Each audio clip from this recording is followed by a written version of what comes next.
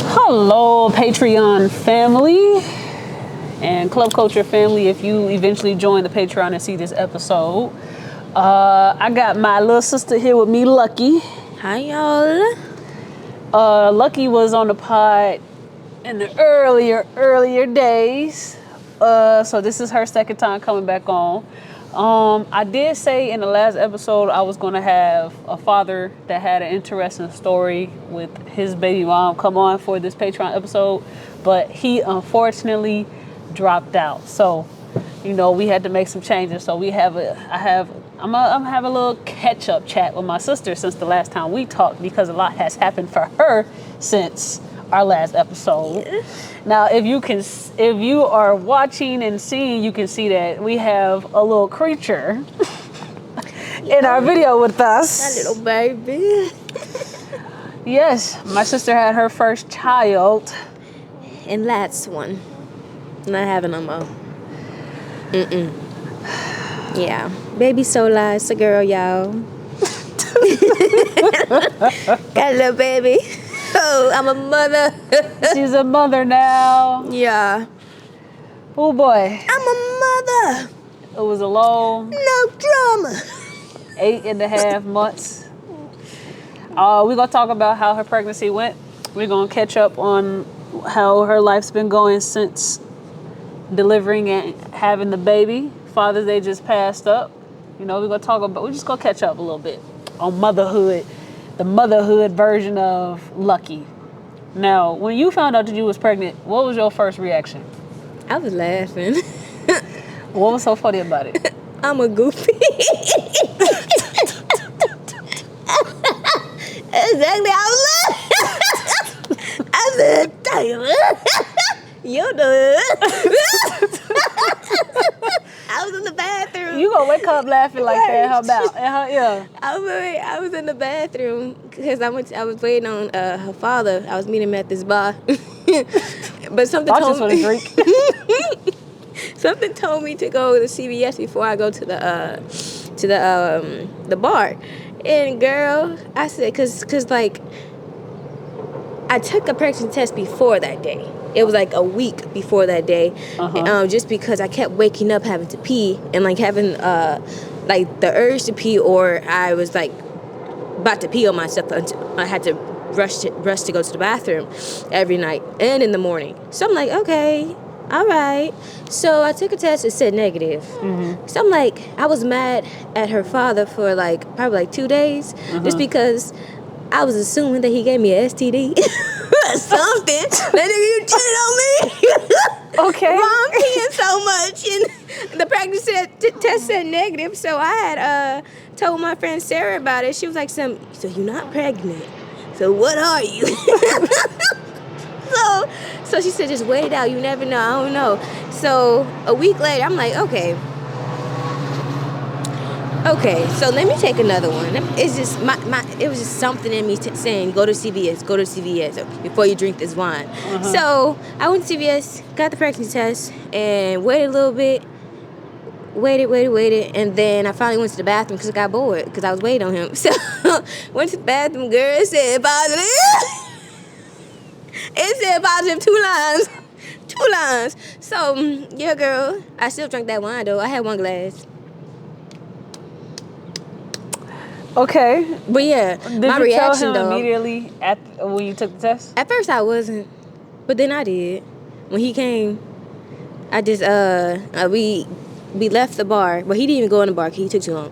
We went and sat down on the bench, and then at first I wasn't. I hesitated because I was trying to wait it out, and then boom, I pulled it out like this, and I said, yeah.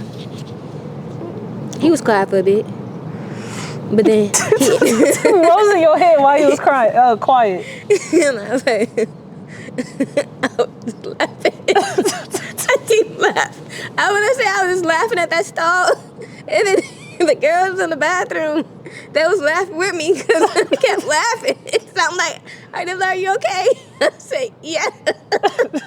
Yeah, I kept saying yeah, and I started just laughing. But other than that, I was about to start laughing, and then he ended up, smiling and everything and all that, because, hey, the baby coming, I guess. Uh-huh. But that was his reaction. Then we went to go get some soup. We was hungry. Okay. It was some good soup. So what was the like transitions of emotions after learning about it, and then you actually see a belly, and then as you hear the heartbeat? Learning about it, it was up and down. Because the first reaction was I was just laughing. I don't know why. Maybe this is like coping mechanism. I was just laughing.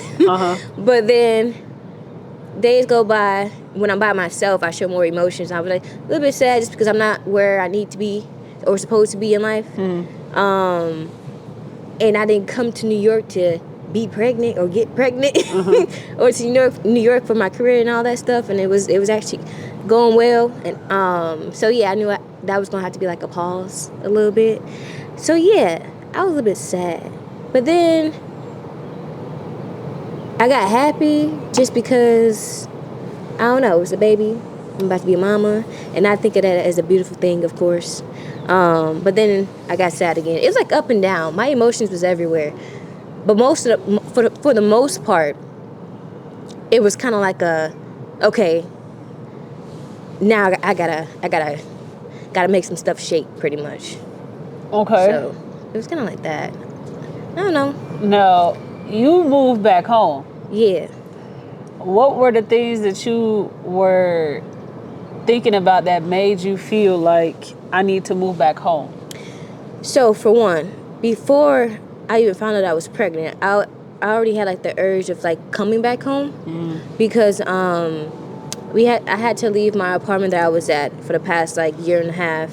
And then I had to find another apartment. I had to find new roommates and stuff like that. So like that was already chaotic. And then once I actually found an apartment, my very first apartment, and then plus I didn't need a roommate for it, that's when I found out that I was pregnant. And I was like 4 weeks pregnant when I found out. And when I got the apartment and everything, I was like 5 weeks or something. And like that apartment was trash. And it got to a point where I would not raise a kid in that apartment, especially a newborn and all that stuff. If I wasn't pregnant, I probably would have... not stick it out. That apartment was not it.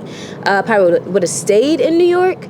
But I was like, okay, I got my family back home. And for my mental sake, this is my first child. And I already know how I can be mentally if I'm not okay and stuff like that.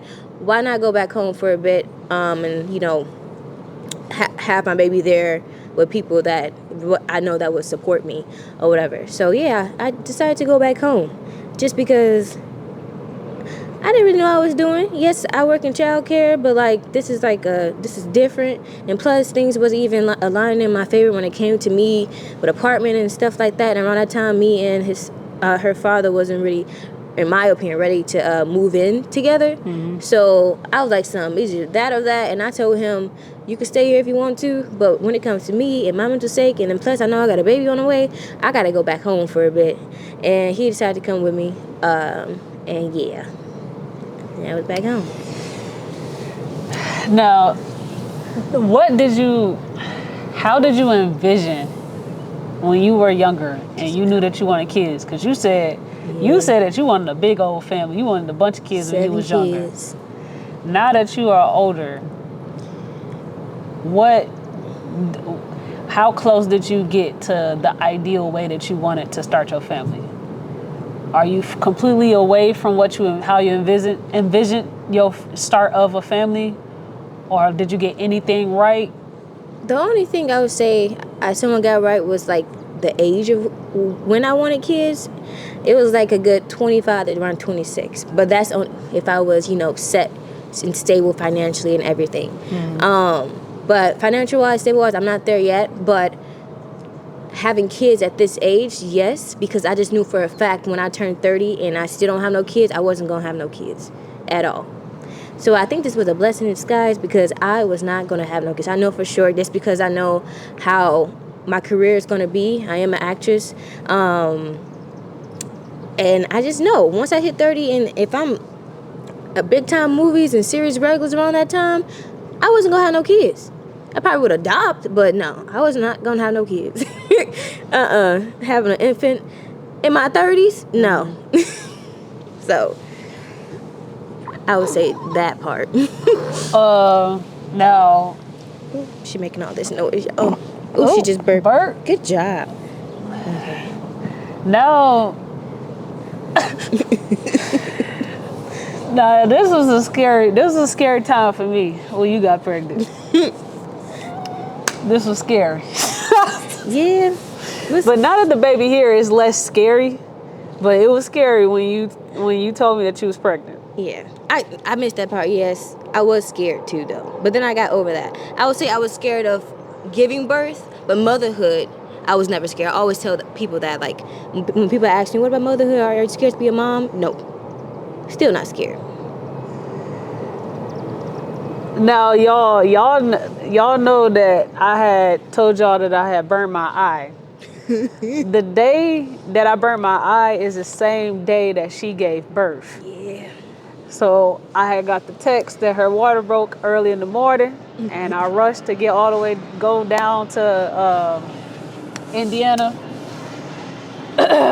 and we was there I think I was there from 9:30, 10 a.m. till 6 p.m., 7 p.m. Yes. Around that time. Yeah. And then came home and burnt my fucking eye. So it was a long ass day for everybody. A double whammy. But when I was there helping deliver the baby, it was scary. It was traumatizing. And I don't know how the fuck y'all do this. How the hell y'all push out babies consistently? You want to talk about how the delivery was from your perspective? Yeah. Okay. I would say, hands down, I did not want the Pitocin and epidural and C-section, none of that. I wanted an unmedicated natural birth. Mm-hmm. But, you know, I got that epidural! I got that epidural! Out of 10 minutes, she said, you want the epidural? I said yes. I don't even have to think about it. You know? But, okay, girl, I'm sorry. But yeah, because you go back. You go upset her. Stop playing with her. I'm sorry. I had to get the epidural, y'all. Oh, okay. So, basically, what induced my pregnancy early, I got induced it was like close to 39 weeks, just because my asthma would trigger everything. I had my OB appointment on that Friday of June 7th, and I guess my OB saw that I was sick, and then when the nurse came in, she took my blood pressure, and it was high, and the OB came in for the second time, and then she saw something was wrong with me, but I couldn't really say it because once I laid down, I got winded, and she saw that I got winded, so she asked me, how's everything going, and I had told her how for the past couple of days I've been having headaches back to back, and also it's been hard to sleep every time I would lay down. I can't breathe, or I have to like get up throughout the night, and sometimes I would stay up throughout the night, and I also can barely walk pretty much because my feet got swollen throughout my whole pregnancy towards the middle end. So she was like, okay, we need to go to the hospital. Mind you, the hospital that I delivered her at, that's where she works at. So she was like, when your ride is coming, what's going on? And mind you, I got free transportation with my insurance, so they wasn't going to be there until like 20 minutes later. So she was like, no, you got to go now, just in case. So she said, hop in the car with me because I'm already going. Because she was already on her way to deliver another baby. And she was like, you are the first person that I ever told to get in my car so I can rush to the hospital. I said, oh, okay. So we went to the hospital, and I'm over here and her talking to the nurses and everything through the phone just to prep them and let them know. And she ended up talking to me, and she was like, we might rush you into a C-section because it looks like you're being sick. I'm sorry, it looks like you are sick from preeclampsia. So, with that being said, I'm like, oh my God, I do not want a C-section at all. But I said, okay, all right. I'm just in the back like this. Literally, my face was everywhere. Like, what's going on? My family not with me, nobody with me, nobody at all. Mind you, me and her father is long distance. So, he was on FaceTime with me when that happened, when I was at my OB appointment. So he heard everything and all this and that. So he was trying to find ways to get back home, get back here. So other than that, now I'm at the hospital, and they put all this equipment and IVs and stuff on me and everything. And they noticed that I wasn't ready. I was only like 1.5 dilated, but they wanted to keep me just because my asthma and everything. So, and then like probably like an hour later, mind you, I'm still alone. And an hour later, my OB came in and she was like, basically, we're just going to induce you just because we found it's like protein in my pee, and I was dripping protein, and I was lacking that, and that was very severe at 38 weeks. So they said we're just going to induce you and get things started. And they also found bacteria within my body that can reach the baby, and that bacteria is like something that's very common in like a woman's pregnancy around that time, those stages, that the third trimester. So I was like, okay, it's getting real. So that's when I had told my family and everything. I put them on a group chat, let them know what's going on. At first, I didn't know what's going on until like probably like another 2 hours. Cause at first, they just saying they were just gonna keep me. They just said they was gonna break my water and this and that. So with that being said, after that, I'm still alone. And then they gave me this. It's like this tablet. It's kind of like a pill that they put in your vagina to make your cervix soften up. It will expand, but more so soften up, so it can expand. And so they put that in, and plus it also triggers contractions. So I was contracting already, but with that I was contracting just a tad bit. And then probably like 2 hours later, that's when my sister Tamia came, and my one of my best friends, Ayana, she came as well, and they stayed with me. I can't even talk. And they stayed with me for a bit, and then they put another one inside me 2 hours later, and then that hit me a little bit more with the contraction. So I was contracting back and forth, back to back, and it wasn't mild, but then it was just a weird feeling. I was having like period cramps. Felt like period cramps, but it was just weird because I wasn't used to being on my period anymore. So everything was just so weird, and I hated the feeling of that. So Ayana stayed. She stayed with me throughout the night to keep me company. And then the next morning, they did say they was gonna give me penicillin. No, they gave me penicillin, but that's like an antibiotic for the bacteria. But they said they was gonna give me Pitocin. And that is what triggers the contractions even more, and that's what makes people scream for the epidural. And that's what I didn't want. So they didn't even have to give that to me. I just said, give me the epidural. because when my sister came, before she came to me, she came back. Before she came back, that's when they came in, and my OB, she looked at me because she saw how tired I was, and I was already reacting to the tablet that they put inside me to open up my cervix. And then she just looked at me. She was like, I don't know, you should probably just get the epidural. Like, she wasn't forceful. It was more so she just looked at me. She was being very sincere about it. And like everybody else, even the nurses, they just saw me. There's like the epidural is still here if you need it, if you want it, blah, blah, blah. So after 10 minutes, they said, just think about it. And then when they left, the nurse was still in there. I said, give me the epidural. 10 minutes of me thinking. I said, no, just give me the epidural, because I don't know. I just hated the feeling of it. Like, I wasn't really in severe pain. It was just weird. So I was like, just give me the epidural, because I already can barely breathe, and it's lack of sleep, and I don't want to feel like I didn't want to feel pain. I just wanted everything to be smooth. So what did you hear about epidurals for why you didn't want to have an epidural at first? The needle. They said the needle was long and thick, and also the after fact. We're gonna let that pass. Yeah.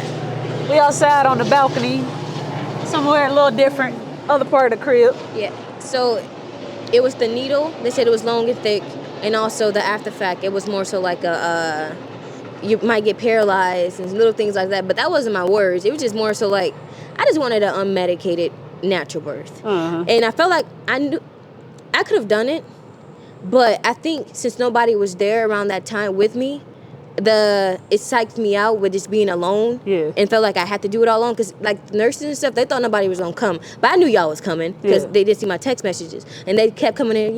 Even my OB, she was just worried. She was like, is anybody coming? Everything, blah blah blah. That's why she kept, I think, pushing the epidural so I can have a smooth birth. But it wasn't smooth. towards the end. But but other than that, y'all end up coming and everything. Got the epidural, call it a day. My sister, I was like, that's when the contractions started to come a little bit more with that tablet. And Tamia had walked in, our sister, and I was like, where's the epidural, please, somebody? And that's exactly how I sound. I said, Tamia. And then Tamia was like, it's right there, girl, it's coming. So he finally came in, and y'all, the epidural is not that bad. I would do it again without being pregnant. It was like the needle, it was long, but I didn't want to see it too much. I said, just stick it in me, because they told me to arch my back, and then they put the numbing cream. Mind you, it wasn't a cream, it was a needle. They put the numbing needle in me, but that was the only thing that I felt a little tingle. But other than that, the doctor, he didn't even tell me when he was gonna put the actual epidural in me. And I said, you done? He was like, yeah. So that was that. My back is fine, everything's fine. And it started to numb me a little bit around like 20 minutes after. And then once I finally hit it, for some reason, I had woke up. I don't know when I went to sleep, but I just know when I had woke up, I was numb, but only in one spot. Mind you, it was my left spot on my lower back. And I'm just like, I kept moving around, and we got it on video. I kept moving around. I'm just like, oh my gosh, I thought the epidural was supposed to numb my whole body. What's going on? And I kept telling my sister, like, no. They was like, no, yo, you just contracting. And I said, I shouldn't be feeling nothing. This epidural supposed to be helping my body, helping me. I'm supposed to be relaxing. And then I said, can we please just up the epidural or something, or give me some Tylenol? I need something. So they finally talked to the doctor that put the epidural in me. He came back in, and he had upped it for me. And after that, I didn't feel nothing whatsoever. And then now everyone's here, and like after that, there was the epidural. You was there for the epidural part? Okay, when y'all all started coming, it was you and Mama came in, and what happened after that? Girl, you was in and out of consciousness. Yeah. So I know, to me and my mama, they kept making jokes. One thing I can say, after the episode, we just chilling and stuff, and like my mama and Tamia, they just making jokes left and right. I didn't want to sound rude, but I did say, please be quiet. Like, I kept telling them to be quiet. They just shut up. I kept hearing their voices. Mind you, I'm like this, and they just laughing and stuff, this and that. So when it was time to push, the doctor came in, one of the doctors that wasn't my OB, because she was waiting on my OB to come in. So she came in with the nurse, and that's when they said, okay, it's time to push, but like basically semi-push.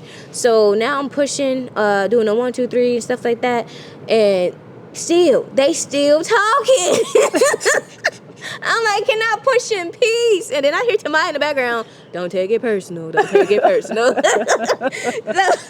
So I'm just pushing, and they finally like see the head a little bit. But come to find out, I remember my sister to me was like, oh my gosh, she's almost out. Just keep pushing. No, she was not almost out. Her head was not the whole head. She was big as ever. Her head was huge. I'm sorry, baby. I'm sorry, but her head was huge. That was not the whole head. That was just the hair.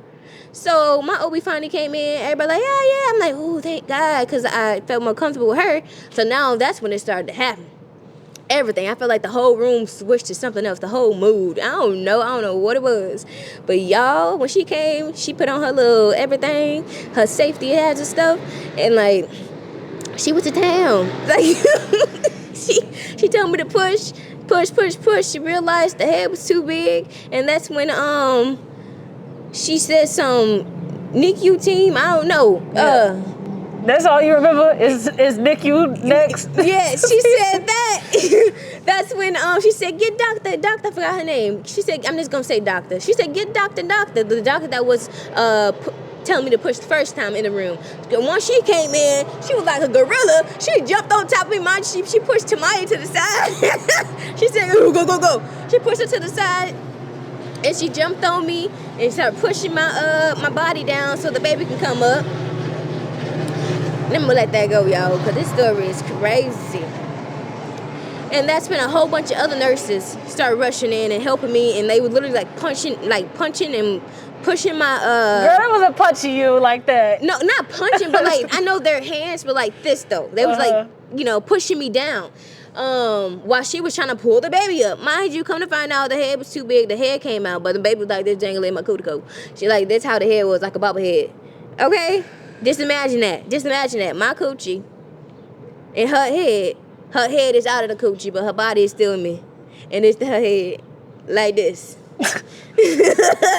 Like, make that make sense. So basically, they realized the shoulders was tugged. So that's when, I wouldn't say too much. Oh, something happened within my baby, but she's okay now, y'all. She's okay. But yeah, that's too much. Too much right now. Okay, you gotta say what actually happened. Yeah, but other than that, everyone's healthy and this and that. But y'all, I lost so much blood. I can't say that. I lost so much blood, and I'm still seeing blood. So y'all, if you like me and you're a mother and you have birth and it was traumatic, please seek help. Because that's what I'm doing. Y'all, because the social worker had to come after I got discharged because I didn't pass my postpartum test. That's how bad it was. Yeah, they say, are you sad? I circle C. Yes, I'm sad. Girl, like, my bad, baby. So my girlfriend's birthday party dinner was the same night as going to the hospital for her. So I had to come back home to go to the dinner, and I didn't want to because I was scared for how it went for her. I just wanted to be there, make sure everything was okay, because as soon as that damn baby came out, everybody rushed to the damn baby. Yeah. And only just her OB was next to her, really in the nurse sewing her up. And I'm just like, fuck the baby. All of y'all don't need to be over there with her. And the baby fine. The baby was crying after the fact. Like, come over here and make sure that this mother is okay. The person that just did all of this traumatic shit. I want a bed like this. Well, and I was like, no, I would rather be here than go to the dinner, just because I don't trust these people, how they was just caring about that damn baby more than the damn mama right now. Sorry, baby. Literally everybody, my mama, my sister, they over there happy about the baby and shit. I'm just like, so y'all don't see y'all sister, y'all not over here, her coochie flabbing over here out. Oh Lord, I was in and out. My brain cells, everything was in and out. I was shaking, all of the above. But then it got to a point where that's when I guess my sister, I got Tamia. I guess it was more blood coming out of me that I didn't know about. And all I heard was Tamia. She was looking back and forth. She was with the baby and everything. And then she came back. She stopped. This her body. What happened to my sister? What's wrong with my sister? That's how I had was. Yeah, because her dumb ass was over there with that baby that whole time. She come over here and see all this blood. All this blood. She got scared.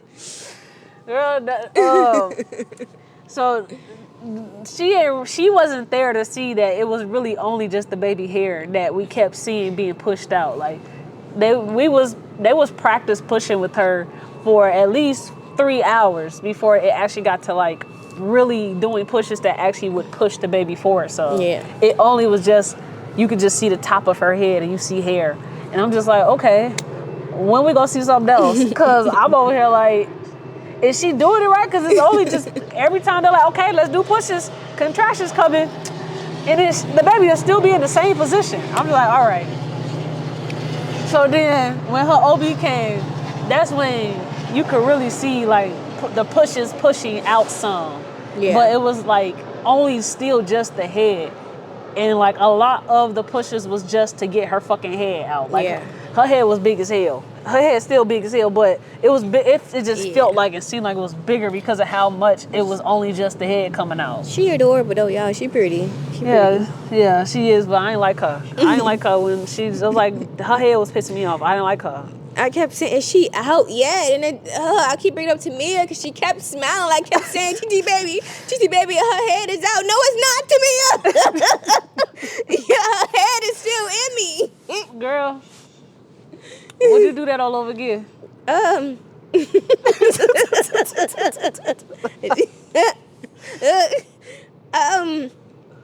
Okay.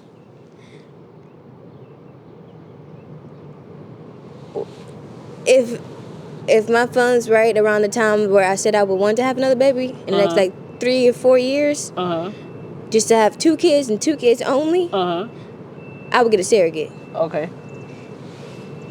Because even my OB said, if you were to have another kid and you were to develop another big baby, mind you, she was 9 pounds when she came out of me, and then she lost 1 pound. She ended up being 8 pounds, and now she gained her weight back to 9 pounds and 15 ounces. But besides that, she said that I would have to get a C-section for now on if I want to continue on having kids. But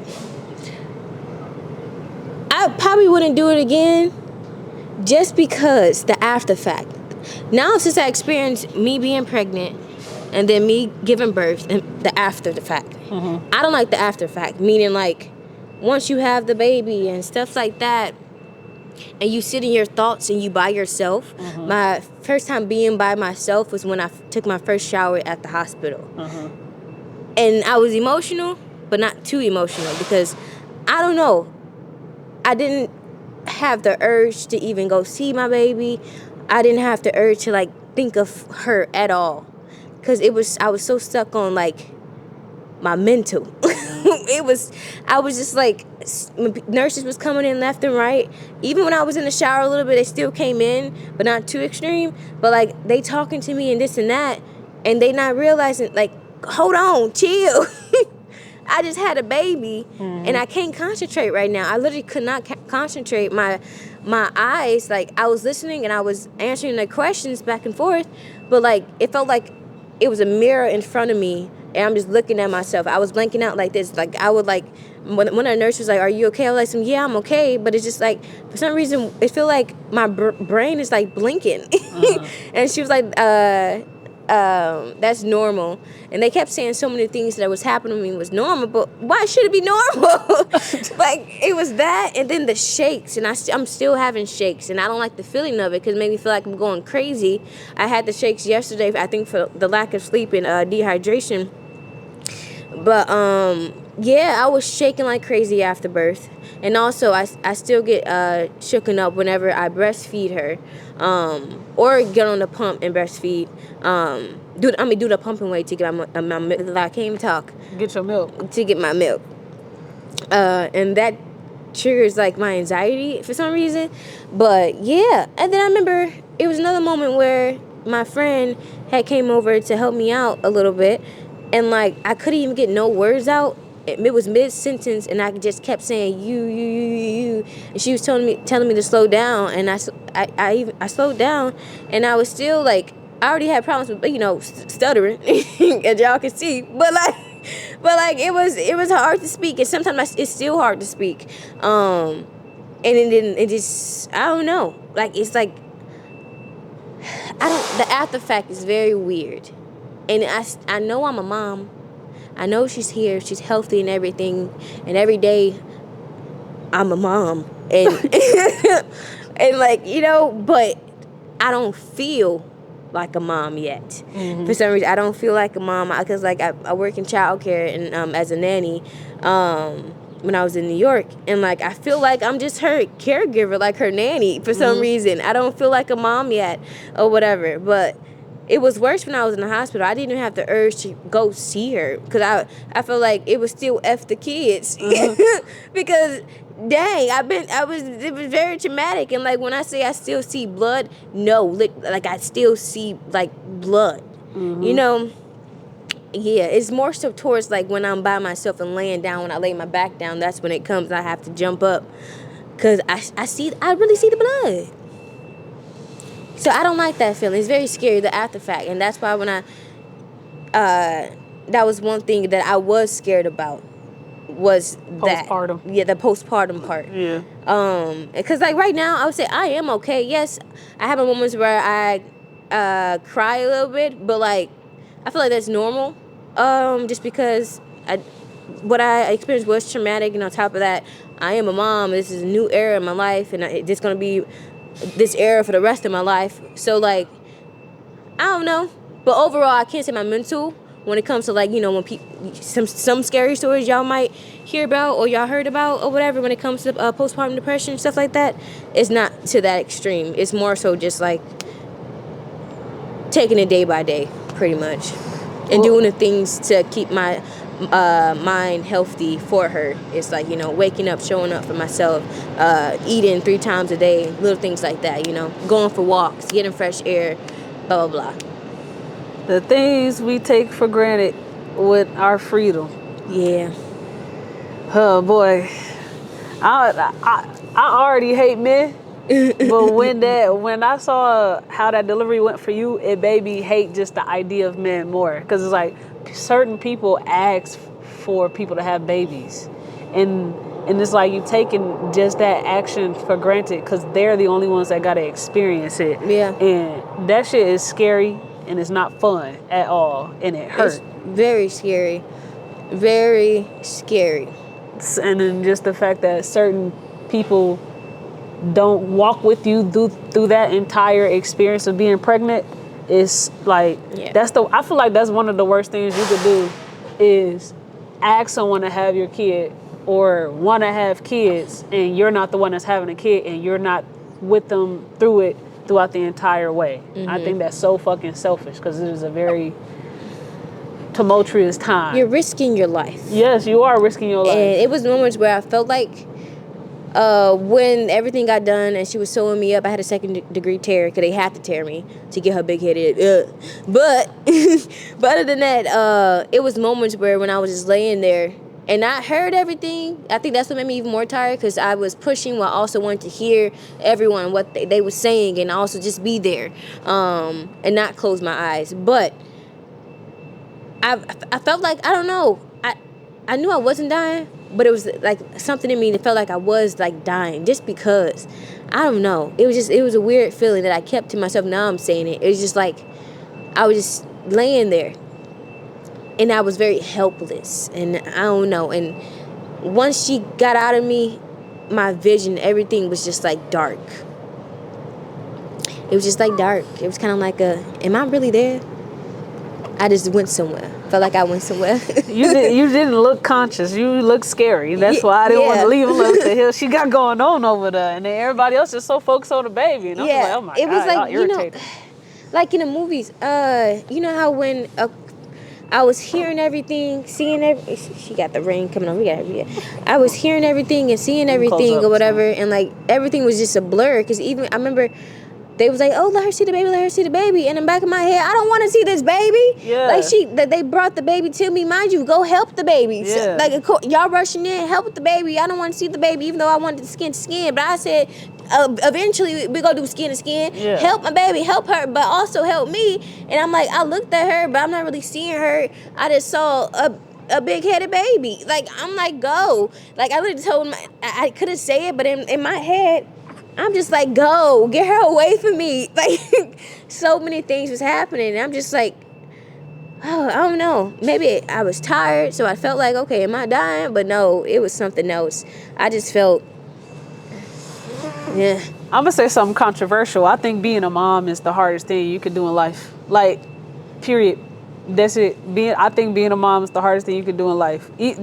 Just as the things that we talk about on the podcast, and when we do talk about our moms on the pod, like, I have compassion for mothers. I understand and I believe that it's the hardest thing that you can do in life is be a mom.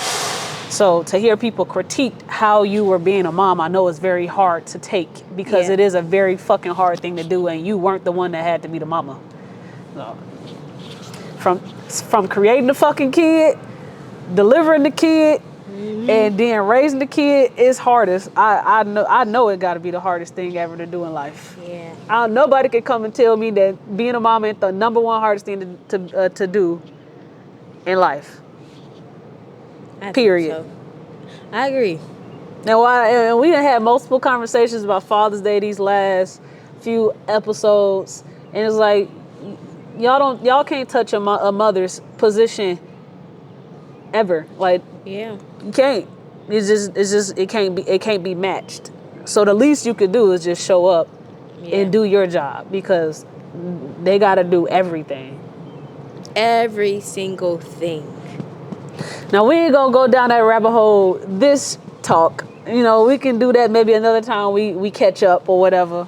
But I just wanted to get on here and just share how your pregnancy went. because it did affect me not being available for the podcast. Yeah.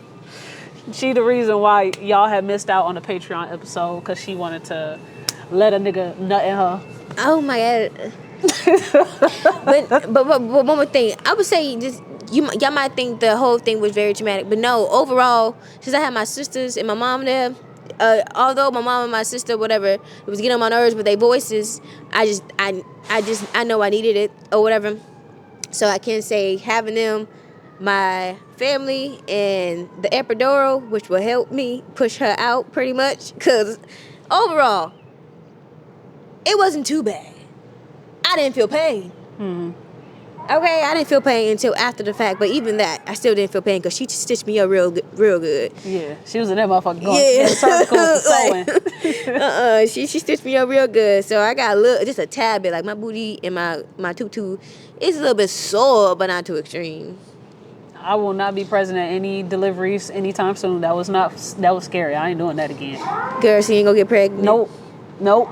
I gotta see somebody get pregnant so I can be there so I can see from the other end. It will not be me. I will not be doing that. Girl, you got a little TT baby. Nope. But I'm glad she's here. She is very pretty. She's adorable. She always smiling. Which is good. She always finds something funny. So she definitely got our blood in her because she a fucking joke already. And she a good baby. She don't really cry that much unless, she's hungry.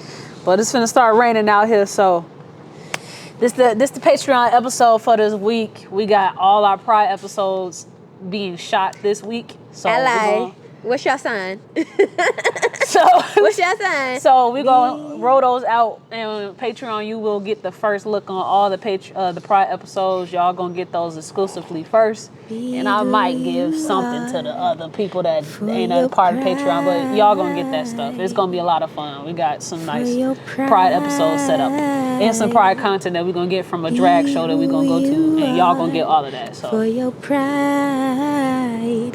Thank you for coming and spending some time on the Patreon, little girl, and bringing Solatido out here. Yum. All right, y'all. Thank you for being here. Peace. Bye. I'm a mother.